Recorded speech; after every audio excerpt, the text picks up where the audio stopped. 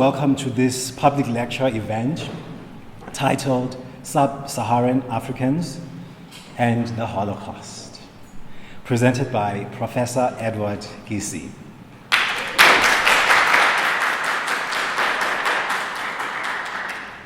Before I introduce Professor Kissi to all of us, I'd like to acknowledge the presence today of Director Tali Nates, founder and executive director of the Johannesburg Holocaust and the family of Professor Kissi also. And then before I go any further, may I please just ask all of you to either put your phones on silent or to switch them off so that they don't disturb us.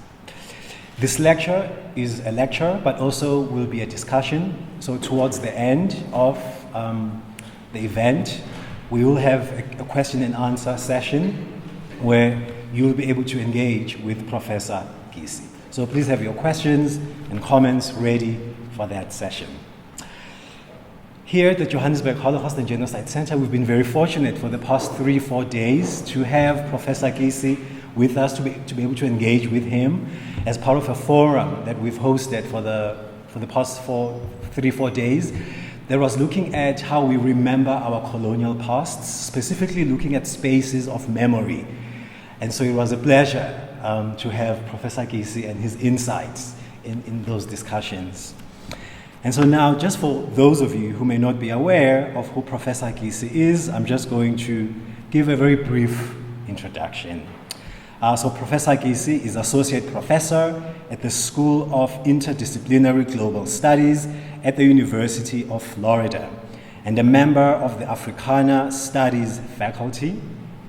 Professor Kissi's research focuses on the post-20th century history of West and East Africa, the comparative history of genocide and human rights, and sub-Saharan African perspectives on the Holocaust. He has published on a wide range of issues, including genocide and human rights in Africa, and the prospects and challenges of genocide prevention and global Holocaust and genocide education. Ladies and gentlemen, Professor Edward Kissi.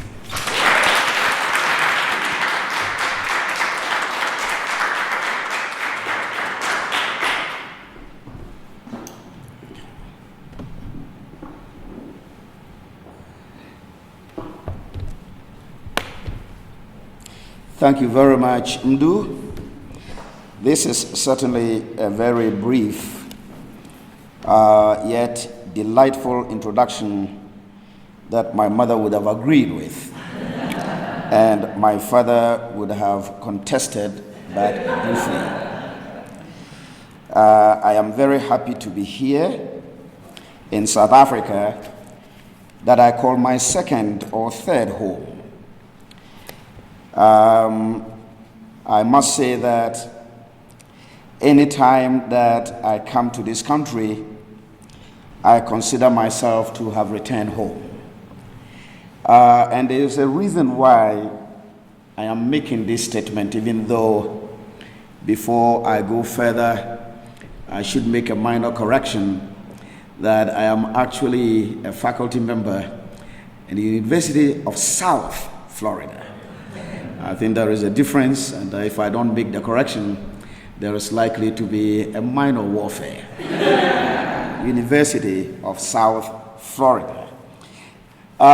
Because we are anticipating load shedding, something that has become a very uncomfortable situation in South Africa, but one that I think you guys manage very well. There is a place that I know where you are not even informed that the electricity is going to be cut.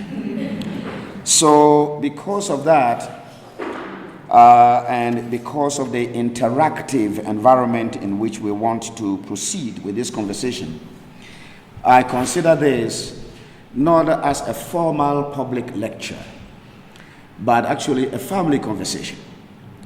A conversation with my fellow Africans, academic friends, and then also extended family members.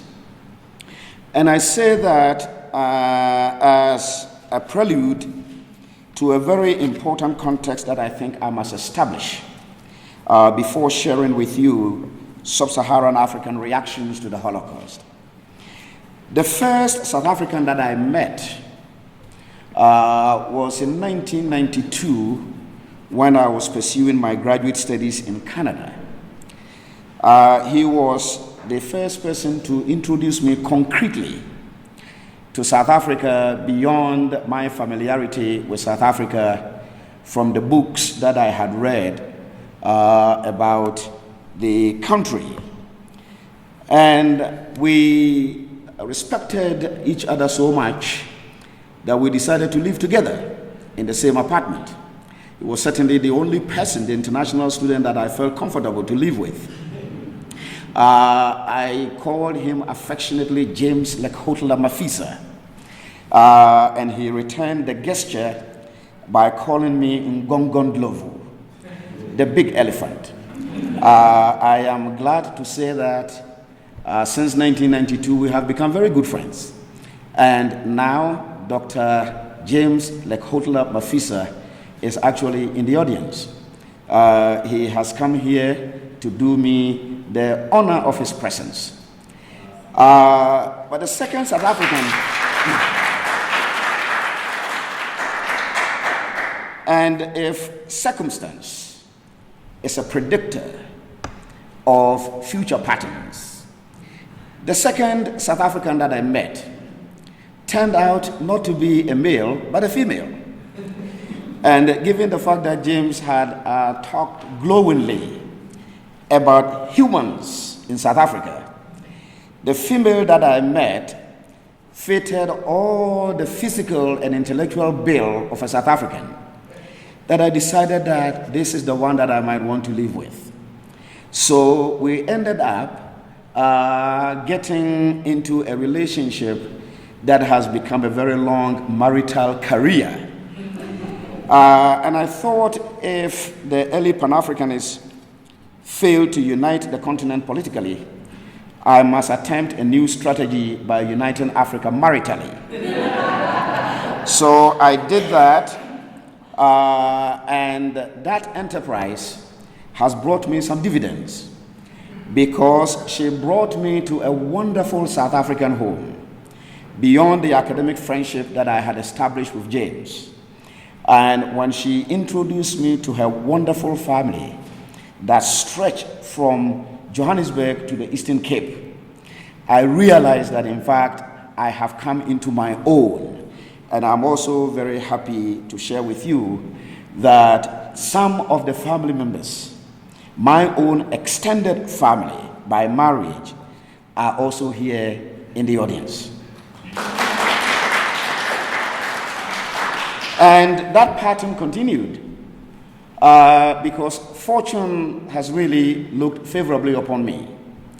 The third South African that I met, who brought me to the Johannesburg Holocaust and Genocide Center, is actually Dr. Tali Nates. And Dr. Tali Nates and I have had an academic and familial friendship that has also produced some results. And one of the results is what is being manifested here in front of you. But today's family conversation is about something else. It is about memory.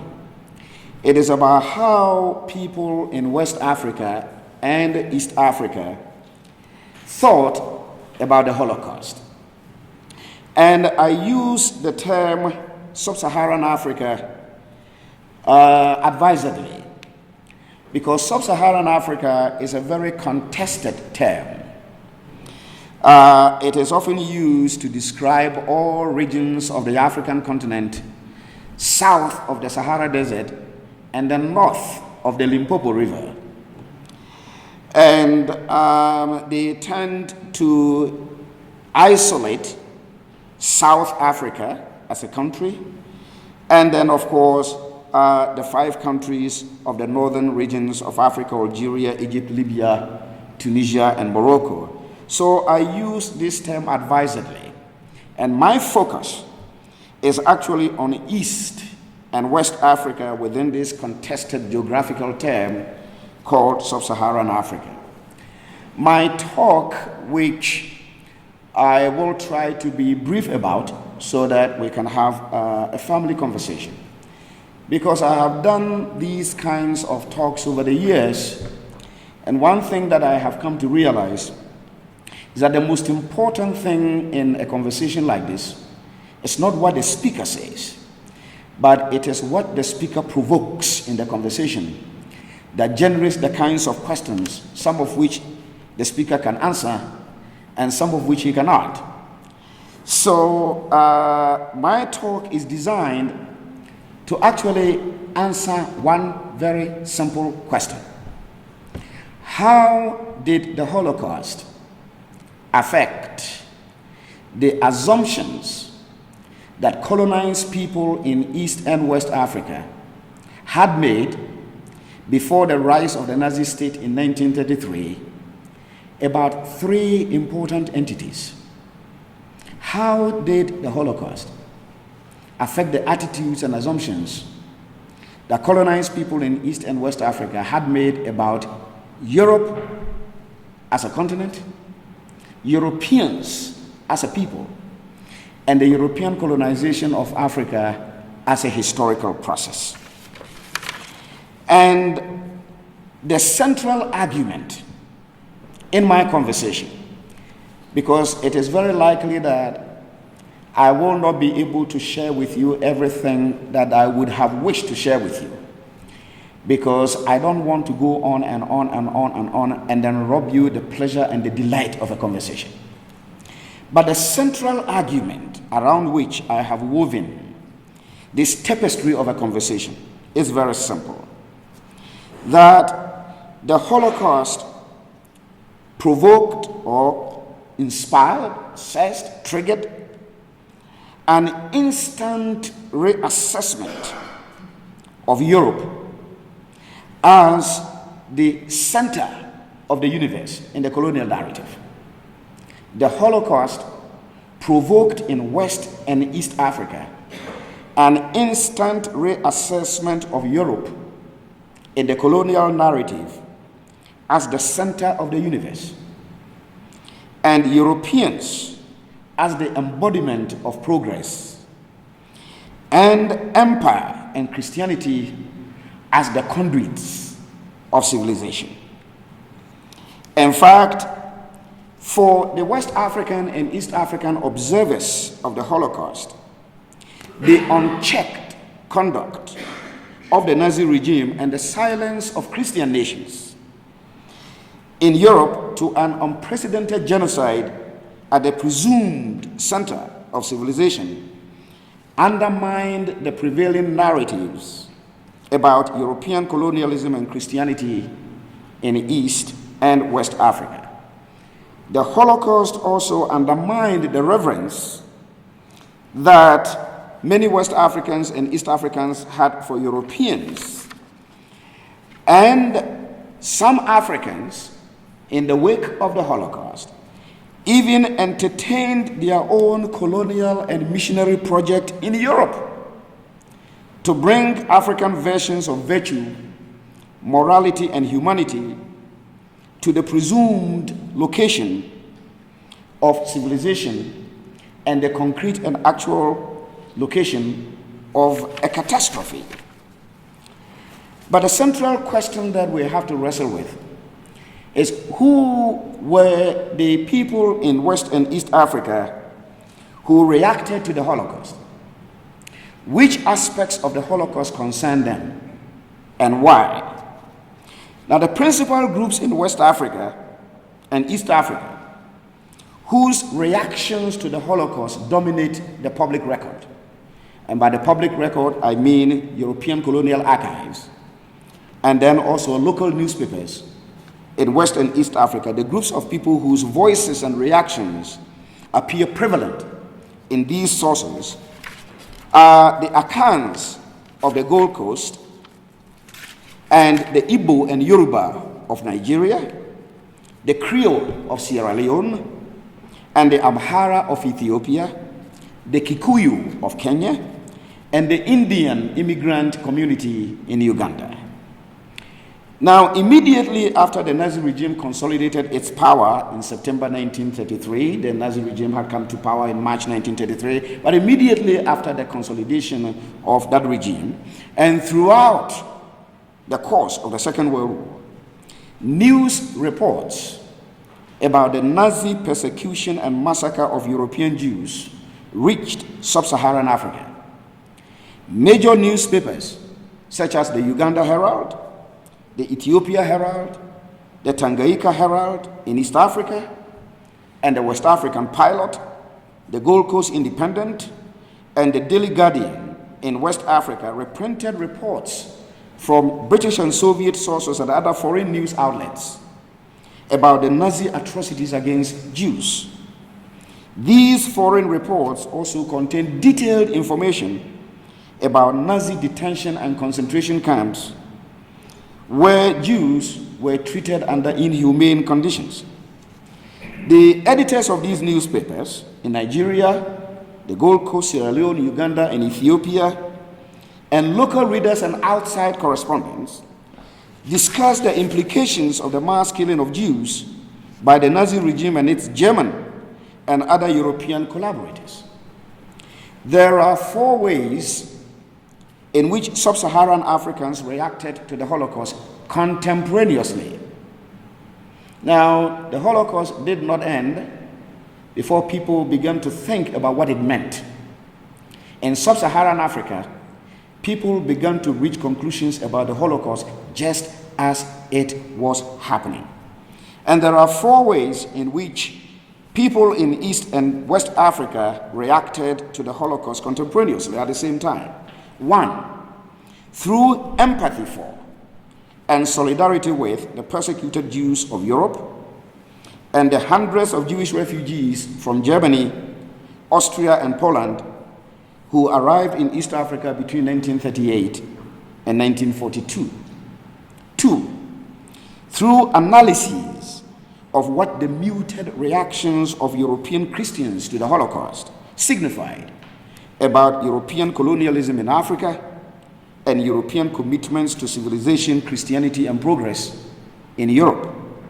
3, through assessments of the Nazi breakup of Jewish families in Germany and the brutal treatment of Jewish women, children, and the elderly in Jewish communities, and reflections on what could happen to Africans and their idea of family and community should any part of Africa come under Nazi rule during and after the Second World War.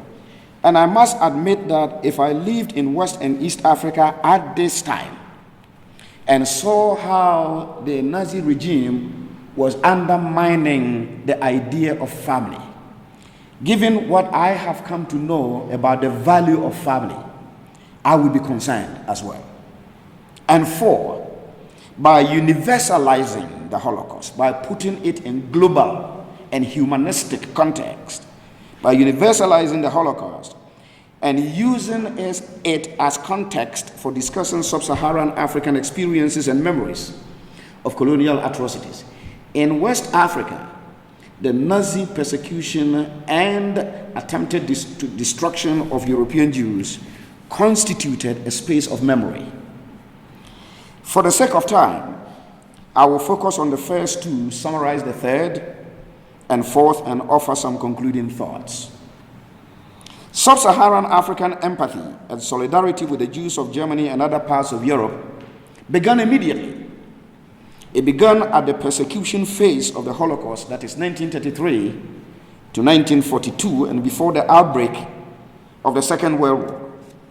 In September 1933, the Uganda Herald newspaper in East Africa published an article from an outside correspondent. The contributor noted the Jews in Germany were facing extraordinary treatment at the hands of the Nazi regime, whose intention appeared to be the complete annihilation of Jews in Germany. The anonymous author of this article also pointed to denialism as the universal response of perpetrators of inhumane acts and their local and global sympathizers. The writer noted that many German writers seemed anxious to explain to the outside public that there was no persecution of Jews in Germany. And the writer continued that in our corner of the world, that is Africa, we have the German consul for East Africa taking up the tale on behalf of the Nazi regime in the homeland. Now, this implied that by September 1933, so early in the history of the Holocaust, that some early versions of Holocaust denialism had actually penetrated Sub-Saharan Africa. The consul's denial of the persecution of German Jews had omitted what Reuters news cables from Europe had actually reported, which some newspapers in East and West Africa had also reprinted. The Reuters news agency reported that 8,000 Jewish doctors, 4,000 Jewish lawyers, 2,000 Jewish dentists, and thousands of other Jews have been deprived of their living, and thousands were fleeing Germany and becoming refugees in neighboring countries. This destruction of part of Germany's human capital struck those who read this report in East and West Africa as particularly dreadful and ironic in its broader meaning, because of the emphasis that European missionaries and colonial administrators in Africa had put on education and the training of a professional elite as the basis of progress and evidence of human civilization. The Holocaust revealed to Sub-Saharan Africans the disdain that the Nazi regime had for some groups among the educated. Western educated Africans took notice. Like all the Sub-Saharan African newspapers that focus on the Holocaust, the Uganda paper affirmed the singular and extraordinary nature of the unfolding Nazi persecution of Jews in Germany. Ugandans extended their empathy towards the victims of Nazi violence to concrete offer of humanitarian aid. This is African humanitarian assistance to Europe. This often gets lost in contemporary politics. There was a time when Europeans were refugees in Africa. There was a time when Africans had empathy towards the plight of refugees, European refugees. One wonders whether we even learn history. And if we look at the plight of African refugees in some European countries where some refugees migrated to Africa, one wonders whether history actually repeats itself or whether it comes in catastrophic patterns. So Ugandans had extended their empire. In fact, the Uganda Herald appealed in 1942 for clothing and other essential articles of daily life for Polish war refugees, including some Polish Jews who actually arrived in East Africa and who had been displaced by Nazi aggression. And that call for the assistance of Polish war refugees, including Polish Jews, received immediate attention and reception. The same compassion for victims of Nazi atrocities demonstrated in Uganda drove the reception of Holocaust news in Sierra Leone in West Africa. In 1933, the Daily Guardian newspaper in that British colony reported on the violent treatment of Jews in Germany that was receiving prominent newspaper attention in Sub-Saharan Africa.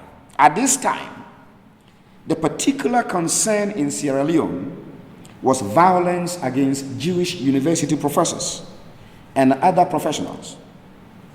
For this West African newspaper published in Sierra Leone, edited by missionary-educated Creoles, the Nazi violence against educated Jews had a direct meaning. The Creole elite who edited this newspaper saw their future fate as educated Africans under a possible Nazi rule in the persecution of educated Jews. The Holocaust as a space of memory for Africans. Other African newspapers paid attention to the treatment of Jews in Nazi detention and concentration camps. The attention given to this feature of the Holocaust in several issues of the West African Pilot in Nigeria, it's a newspaper in Nigeria, was particularly noteworthy. Notable was the paper's broader messages about a reported Nazi concentration camp where extreme cruelty to human beings is practiced. Although this West African newspaper did not mention a particular concentration camp in its November 1939 editorial, it appears to have had one in mind. The editors of the paper noted, and I quote, "As we write, thousands of Jews are being skinned alive in that camp. They have committed no crimes. It is sufficient that they are German Jews and constitute one of the things which the Nazi regime must stamp out." Clearly, the Nigerian newspaper had a direct message about the Nazi atrocities against German Jews for its local and regional readers. That message was simple: African resistance to the Nazi brand of racism. I argue that a good number of people in West and East Africa may probably not have enlisted to fight in the Second World War had it not been the Holocaust.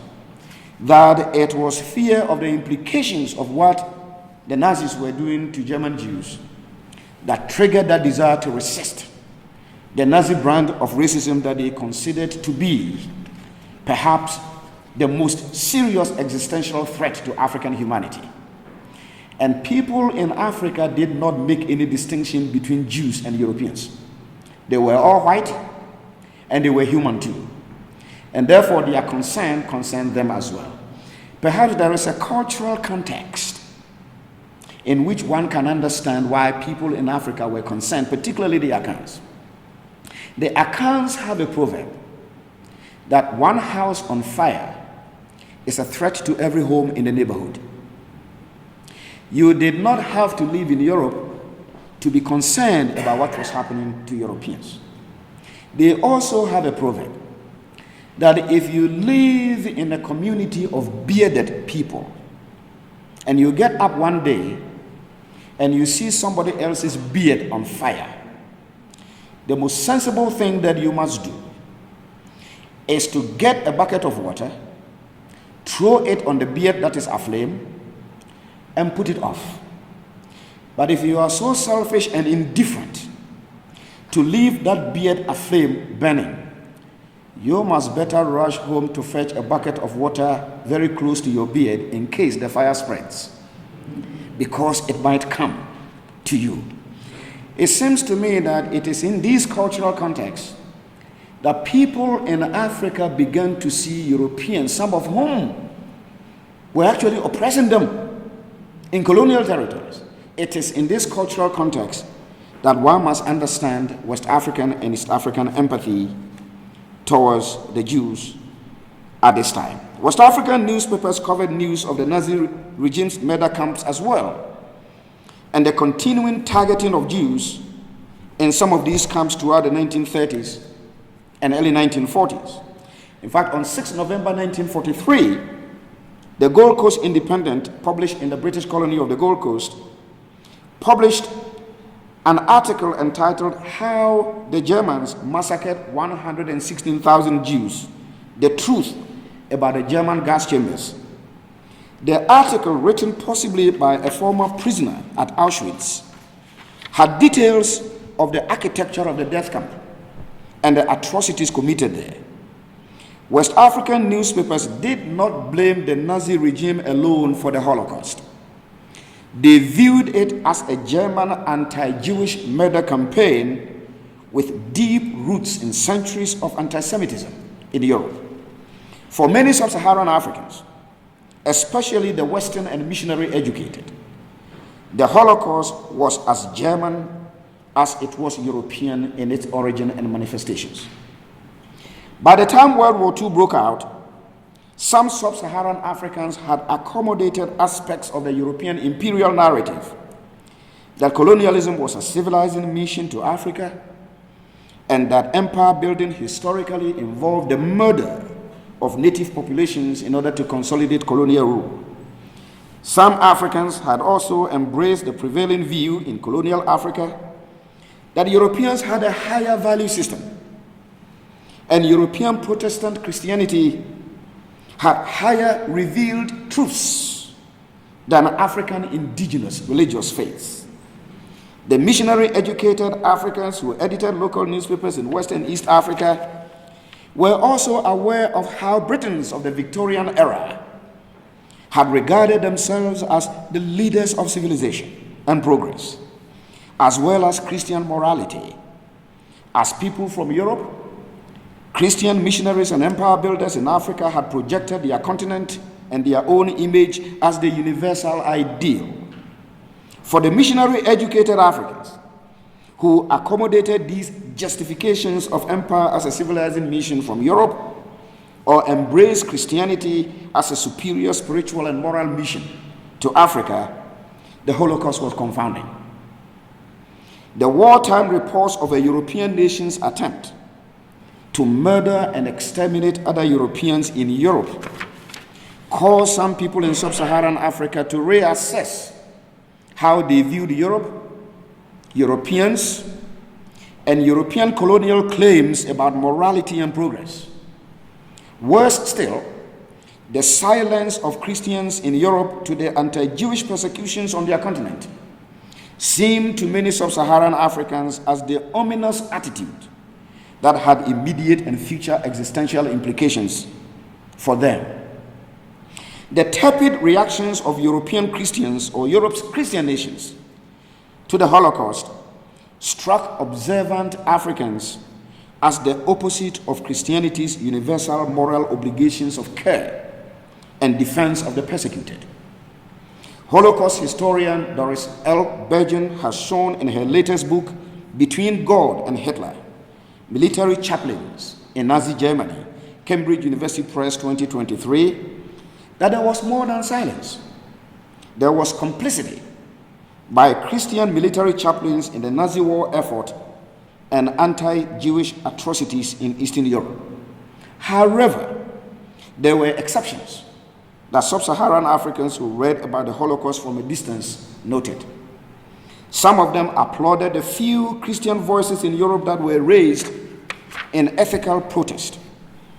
The protest from the Bishop of Chelmsford, Henry A. Wallace, for instance, received special editorial attention in the West African Pilot on 25th April 1938 because it echoed the connections that the paper's Western educated elites and their compatriots in West Africa drew in the preceding years between the post-1933 persecution of Jews in Germany and other parts of Europe and the Italian invasion of Ethiopia in 1935. The English clergyman had reportedly stated that a civilization which can give birth to the shameful persecution of the Jews, the spraying of mustard gas upon Abyssinian villages, the lying and dishonesty which make a mockery of treaties and agreements, is a civilization not worth preserving. That Western civilization must be cleansed, or else it better make way for something better. The violence inflicted by Nazi Germany and its allies, its ally Italy, raised perplexing questions about Western civilization and its purported redemptive value, and its universal ideas of progress as colonized Africans understood these European claims. Another condemnation of the Nazi regime's treatment of Jews echoed the Sub-Saharan African Association of the Holocaust with the decline of civilization and Christianity in the heart of Europe. The West African Pilot had reprinted a Swiss newspaper protest letter written by the Reverend Marc Benner, a French pastor, in September 1942 to the Nazi collaborator Marshal Pétain about the persecution of French Jews and other foreign Jews in France. The pastor, who was the president of the Protestant Federation of France, was outraged by reports of the deportation of Jews in France to Nazi concentration camps and the dehumanizing manner in which that was done. The pastor wrote that Christianity has hitherto inspired people, and especially of France, with respect for the hallowed rights of sanctuary, and that Christian churches, irrespective of their confession, would be disloyal to their original calling if they did not raise a protest against the abandonment of this principle. Pastor Boehner urged France's Vichy leader to prevent this degradation of Jews in order that France may not inflict upon herself a moral effect of unfathomable weight. While African readers found these protests as praiseworthy, they were not the collective reactions they expected. Colonial subjects in West Africa held Europeans in very high esteem and regarded their continent as the leader of a universal religion, Christianity, and the home of the virtues that Christian missionaries from various European nations had extolled to Africans since the 19th century. Yet, the continuing horrendous treatment of Jews, the people with whom Jesus, the icon of Christianity, shared a heritage, as the editor of the West African Pilot newspaper, Nnamdi Azikiwe, put it, exhibited the collaboration that nations in Europe that claimed to be Christian were having with the Jews, with the Nazis in Germany. In fact, the appeasement of the Nazi regime by Christian Britain, the silence of Christian Italy to the Nazi anti-Jewish persecutions struck some Africans as a bewildering contradiction. Now, there are so many things that I could examine, particularly how people in West Africa and East Africa began to use the silence of Christian nations as a context for understanding the quality of the Christianity that European missionaries had brought. In fact, this particular viewpoint is reflected in the letter that one J.O. Anyaduba, a correspondent to the West African Pilot, sent to that newspaper. In a 3-part article entitled Christianity Today, the correspondent bemoaned the destruction of indigenous religious systems that did identical things taught by Jesus Christ, that European empire builders had demeaned. Yet in Europe, the writer argued, the very center of Christianity, fascism, has become the nemesis that has overtaken the continent. The writer asked, what is the future of Germany? And cannot Christianity help to answer this question? This West African correspondent did not disguise his wishes. He wanted Christian missionaries to go back to Europe to teach their people the essentials of Christianity and give Europeans a new spiritual basis for the rebuilding of European society that was in danger of decay. It was not the confounding response or non-response of Christian nations that kept raising the hackles of West Africans and East Africans.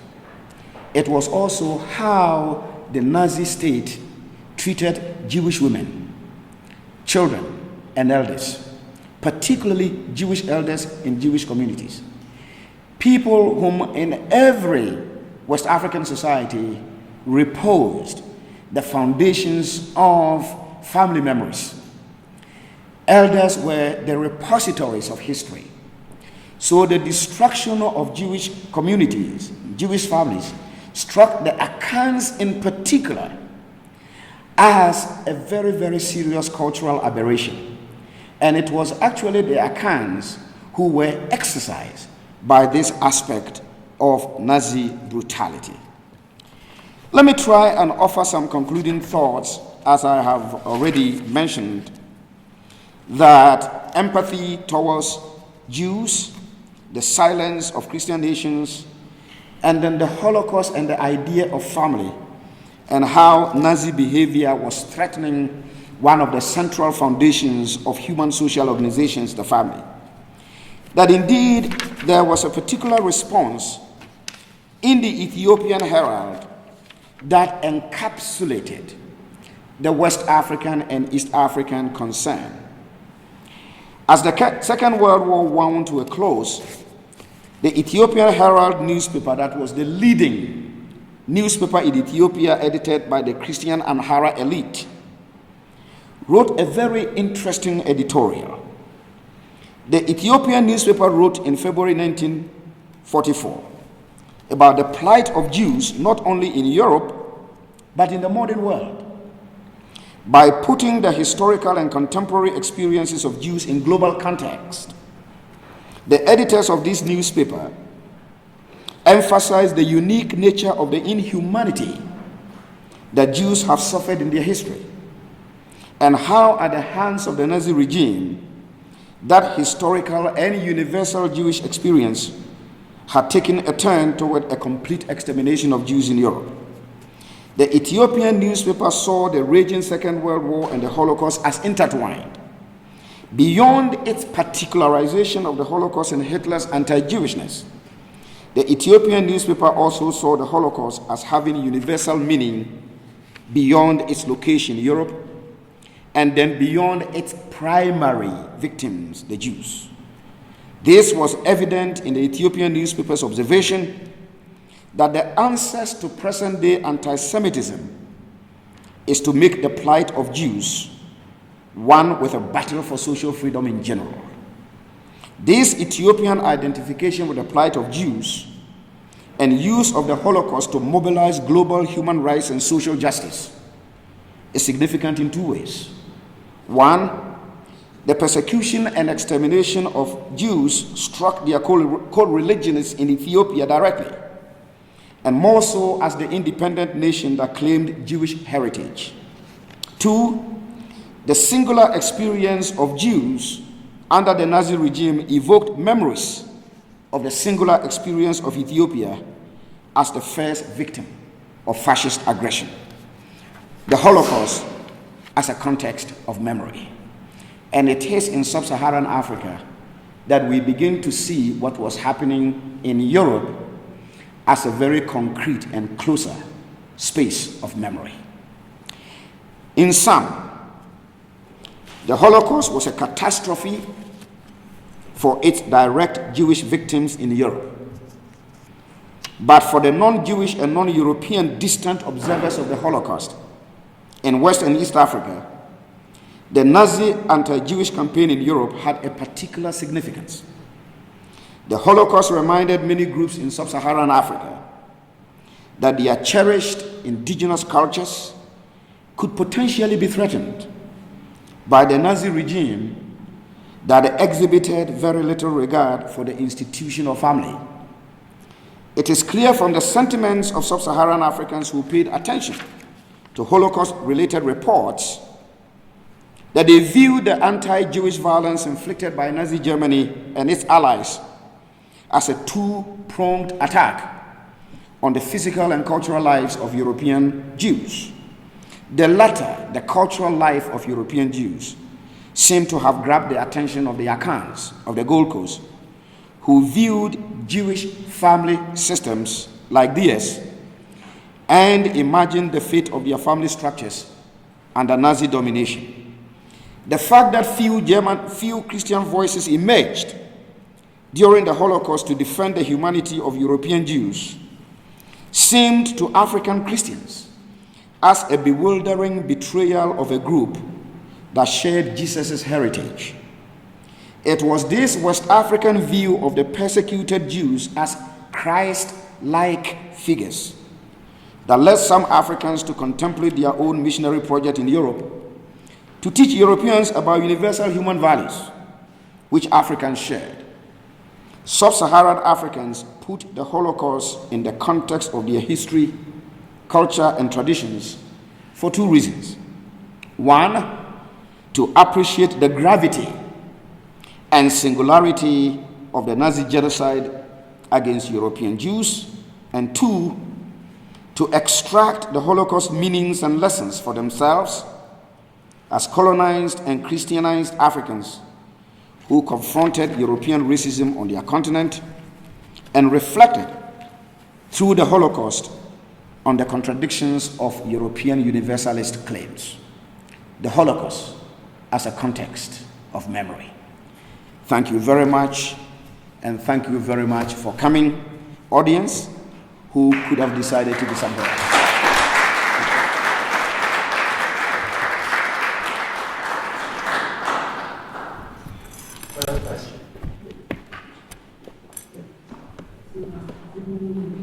Thank you so much. It was a wonderful, insightful talk. I enjoyed doing this. May I ask you, why did you choose to focus in on Ethiopia, Kenya, Uganda, and Namibia in your studies? Why wouldn't you have used a place like South Africa?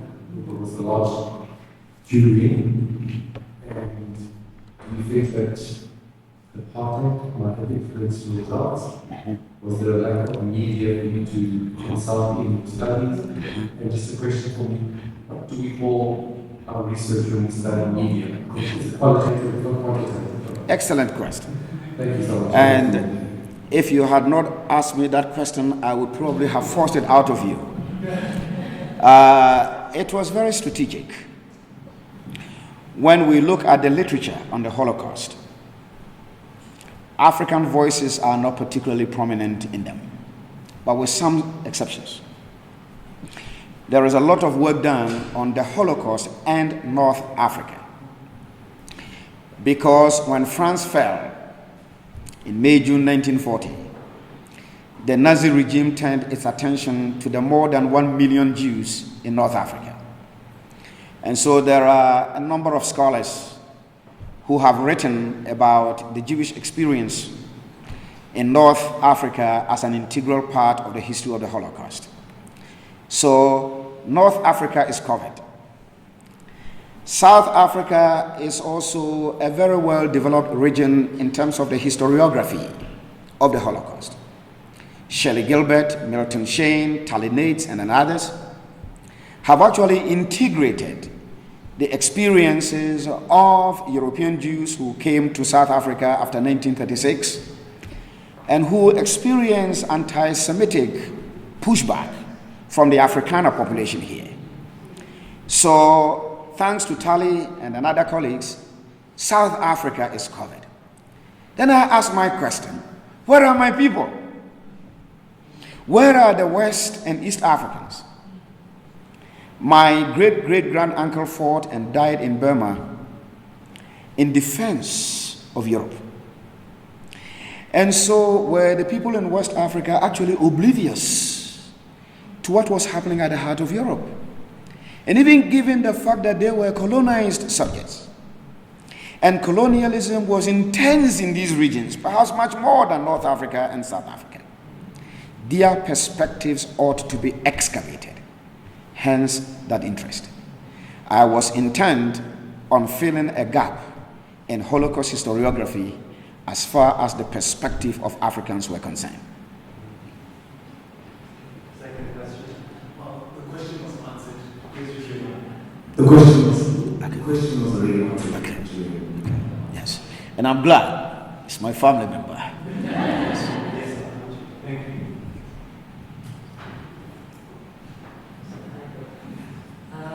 Thank you for amazing lectures, always.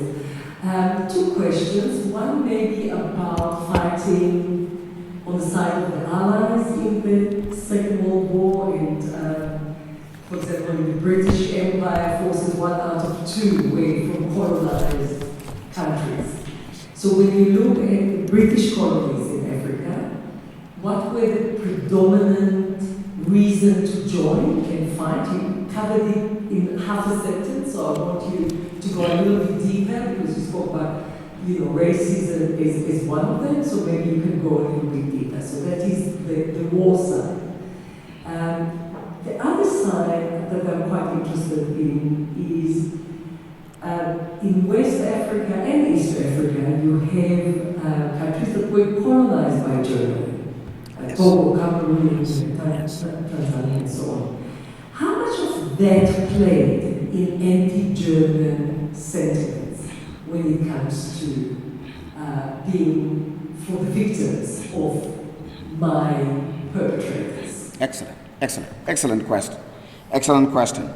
Let me take the first one first about why West Africans did what they did. Why did they have to shed blood? Why did close to about 1 million people in West Africa enlist to fight on behalf of Britain and France, European powers that were doing to them something akin to what the Nazis were doing in Europe? Perhaps beyond the cultural explanation of empathy.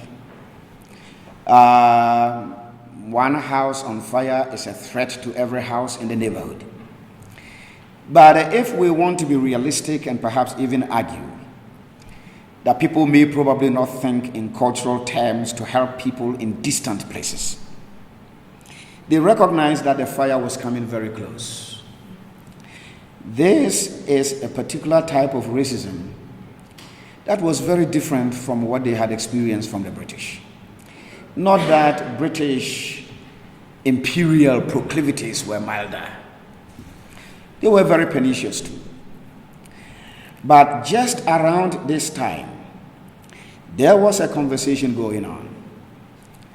In order for the British to induce the West Africans to have what the British governor of the Gold Coast called a healthy understanding of what was happening in Europe, the British government participated in the distribution of Mein Kampf to a lot of libraries, local libraries in West Africa. And when people in West Africa read that Adolf Hitler regarded them not as human, but as anthropoids, and that Hitler had claimed in Mein Kampf that it was a waste of resources and money for European Christian missionaries to educate the African who is half ape, for the Africans to demonstrate their masculinity, they needed to go and show Hitler that in fact they were not apes, that they were humans. In other words, Mein Kampf triggered in the West Africans who enlisted a certain desire to demonstrate ability and courage. But even beyond that, this was also the time when they were reading in their newspapers that Britain and France were discussing the possibility of returning Germany's former colonies to the Nazi state. And given the fact that they had seen how and why European nations had not pushed back and that unchecked behavior of the Nazi state, they concluded that it is possible that their territories will be handed over to the Nazi state without even consultation. So they needed to preempt that possibility. Hence, the interest in shedding blood in order to preserve their own lives. Were they fighting for Britain? Yes, to some extent as colonial subjects. I argue that they were fighting to preserve themselves. And then the fear of Germany, the possibility that a much more pernicious German nation could preside over their affairs, scared them immensely. And it is the same sentiment that drove people in East Africa to also enlist to fight with the Allies. Okay, wow. Okay. I'll start with James and then I'll work my way to. Very interesting discussion, my friend. My question is, do we ever learn when we talk about this genocide? Do we ever learn? The obvious one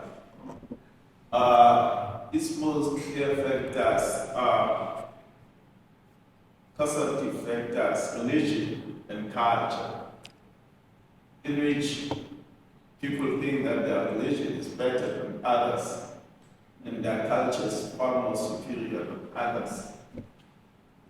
But different since genocide to me appear not necessarily by spilling of blood. You see, the economic system that is genocidal in itself. You see, the education system that is genocidal itself. You see, the social, psychological system that is genocidal in itself. We've got to look at these issues critically because genocide appears to be changes face. Thank you. Good. Thank you very much, my brother and former apartment mate in whom I am well pleased. You are absolutely right that some of the things that give rise to murderous campaigns like genocide and the Holocaust as an example of genocide, that these systems and structures and ideas tend to be recurrent in human societies. That the very impulses and ideas that produced the Holocaust, the very impulses and ideas that produced the genocide in Rwanda. I mean, we were discussing at this conference that had there been a Holocaust museum in South Africa in, say, the 1930s, before apartheid, if the Afrikaner government here were aware of the inhumane things that people could do to one another, not that they had not attempted that here, would the declaration of apartheid as a system have happened? I mean, nobody would know. But you are absolutely right that systems, hateful and prejudicial systems and structures reproduce themselves.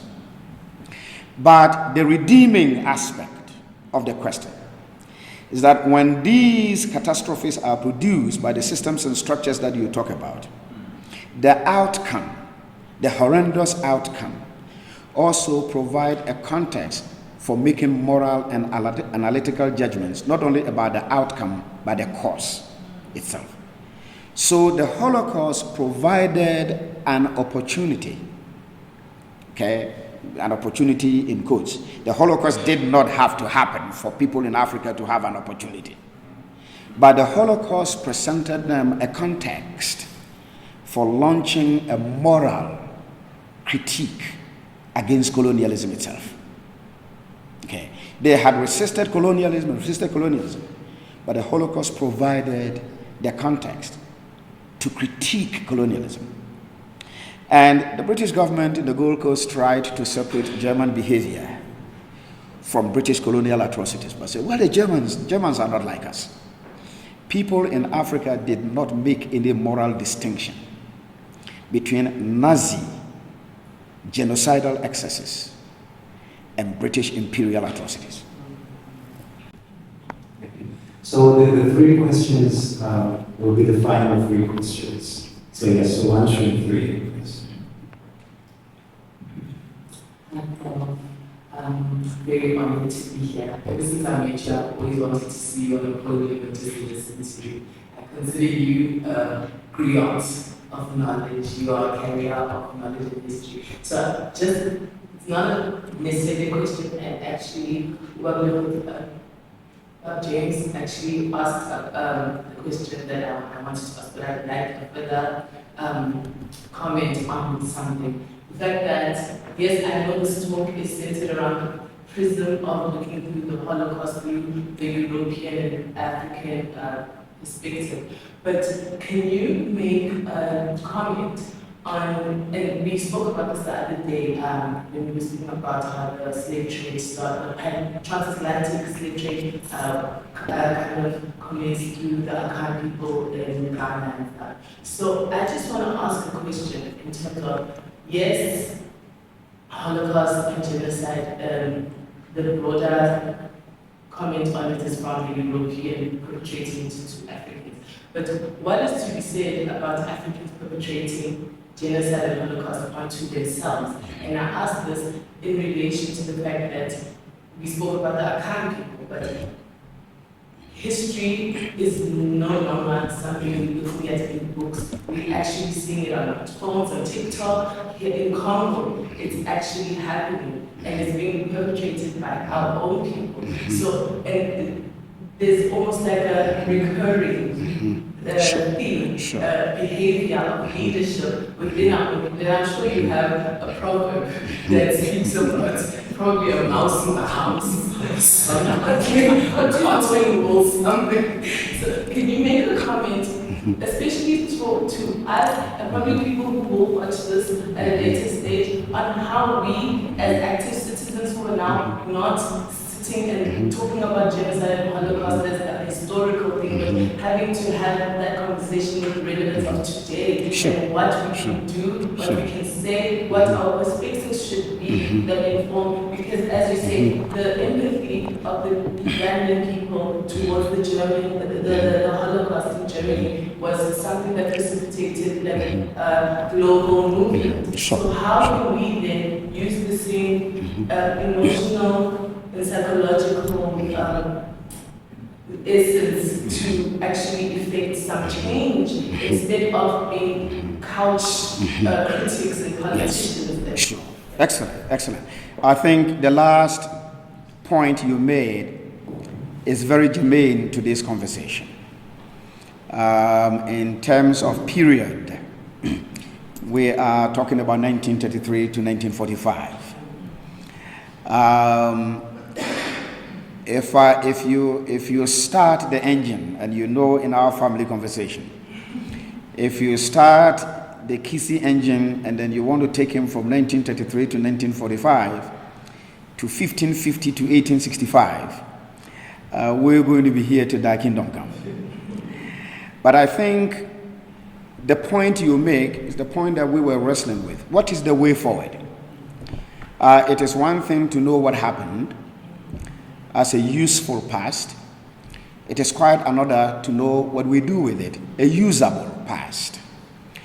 And I think your question underscores one point, the contradictions of humanity. And then my friend James asked, do we learn? Never again has become ever and ever and ever again. So perhaps a psychologist may be in a better position to answer this. A historian looks at patterns and contradictions. And so there seems to be something at the core of the human being that makes the human being a little bit incorrigible. So the transatlantic slave trade, empire building, the Holocaust, the genocide in Rwanda, in Cambodia, in Darfur, and others. And then James was telling me there's crisis in West Africa too. Okay. Now, it tells us about the hard work that we need to do, and something that we started here just this week, in order to correct course and allow history to have the ability to teach us lessons. And so the way forward is, from time to time, drag the family here and your friends as well to come to the Johannesburg Holocaust and Genocide Center. And when you happen to come to Washington before you come to Florida to eat West African food, go to the U.S. Holocaust Memorial Museum or the Florida Holocaust Museum and encounter the discomfort and the contradictions of the human mind and the human impulse. And I'm very, very happy that Dr. Nates has built a space of memory for us. And one way that we move forward and then deal with the worry that you have, that I have as well, is for us to encounter the depths of extraordinary evil and then use that as a template to build a moral impulse that allow us to have a responsive future. I am glad she asked the question. That is intellectual ability by osmosis. He sits very close to his brother, and it is diffusing into him. Yes. Thank you. Thank you, Joe. Good evening, Professor, and thank you so much for coming and giving this talk tonight. I have got many questions. swimming in my head, but I'll focus on one that I think is closest to the locus of the talk. And it's actually something that you've already touched on when you brought up how Mein Kampf had been distributed in Africa. Yes.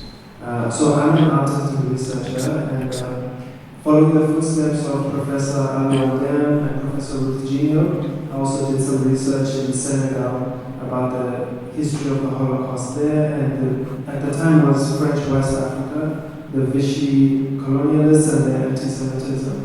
So at the National Archives in Dakar, there were 3 folders I accessed. One was the government colonial archives, the other was the police archives, but the third was the archives of the William Ponty School, which was a colonial school for Africans across West Africa, so that the French could educate them to what they called évoluer, the civilized class. Yes. And there was a testimony, the Vichy built a camp on the school's property, and there was testimony in 1941 or 42 of school children, African school children, witnessing these European prisoners in the camp and how they were proud to show off their books, their uniforms, that they were educated because they were precisely aware of how Mein Kampf described Africans. And so in response to that, we demonstrate that they are prisoners here, and we are being educated as scholars.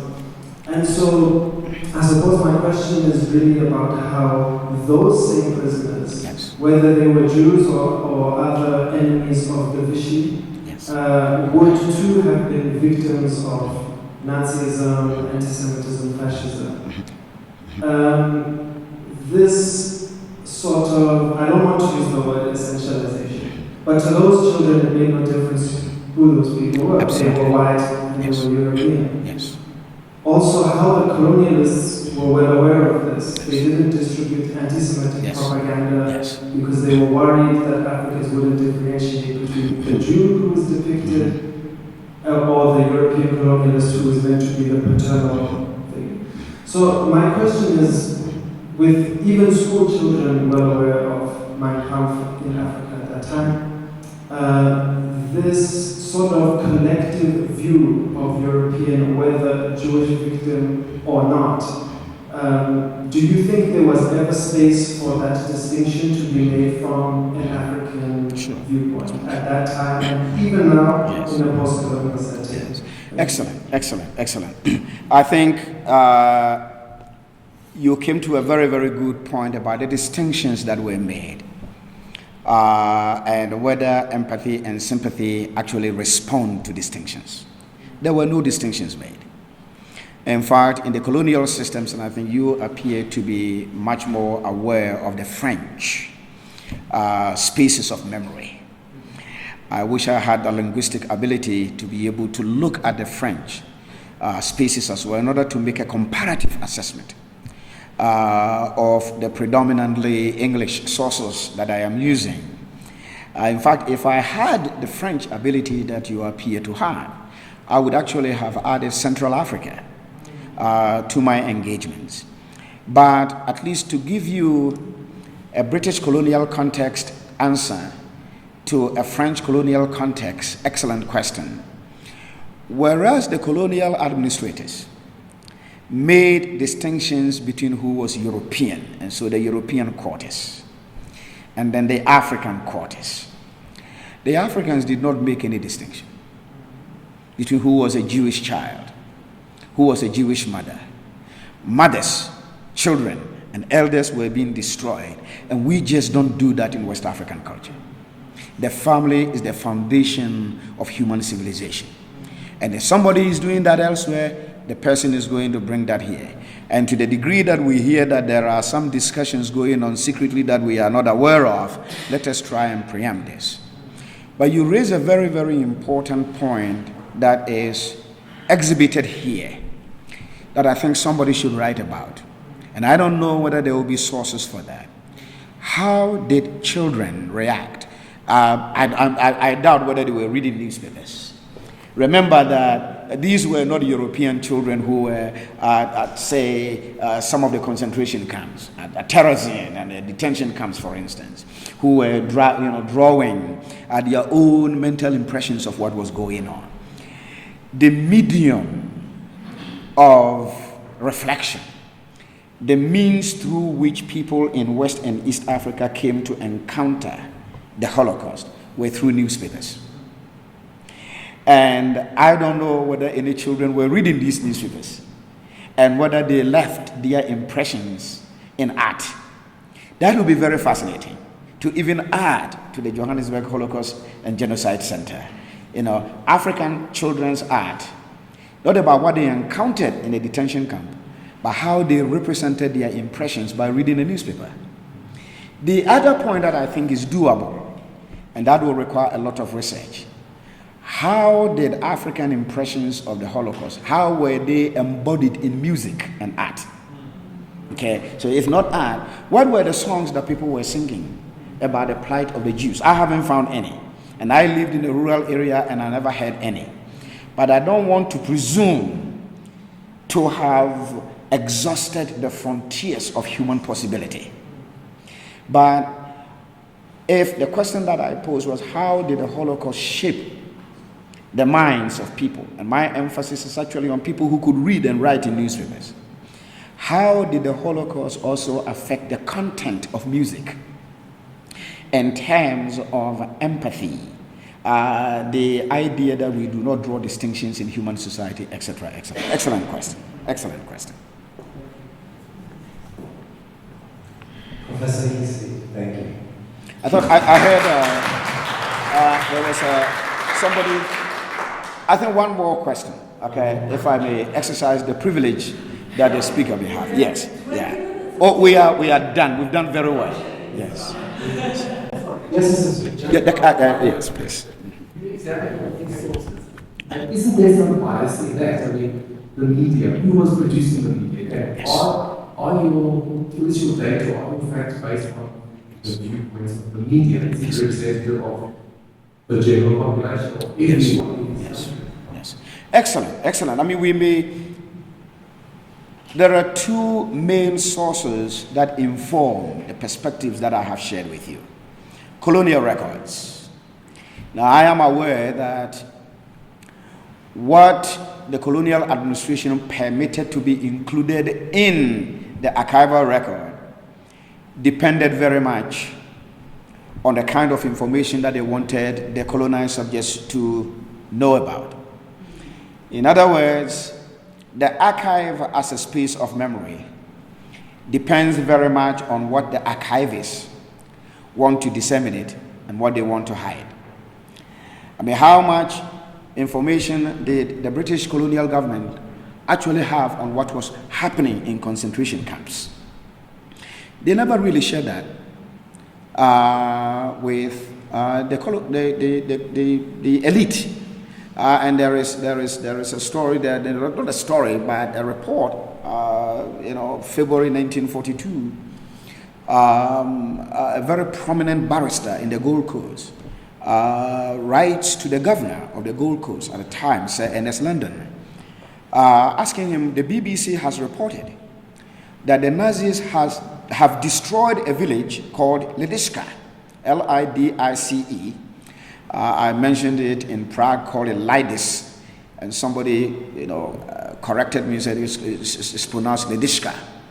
That there had been an assassination attempt, of course, Heydrich died 4 days after, on the head of the Gestapo in Prague, very close to the village of Lidice in February 1942, and that the Nazi regime had ordered the destruction of the entire village.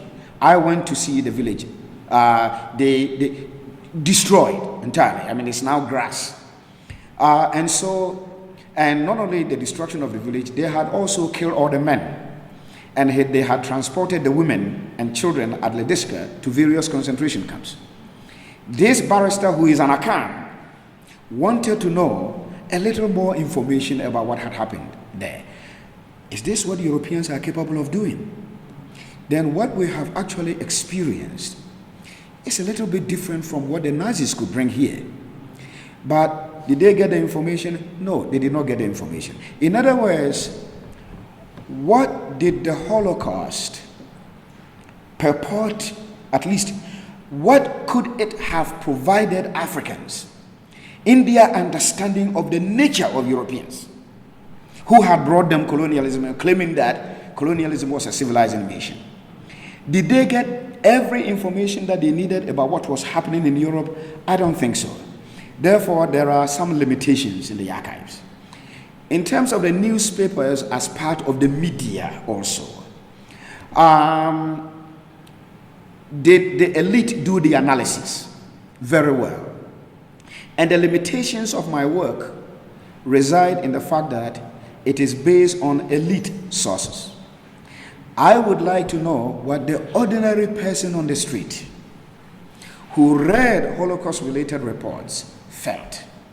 The unfortunate thing in our profession is very often, the ordinary person on the street does not get his voice represented in the colonial archive and the colonial record.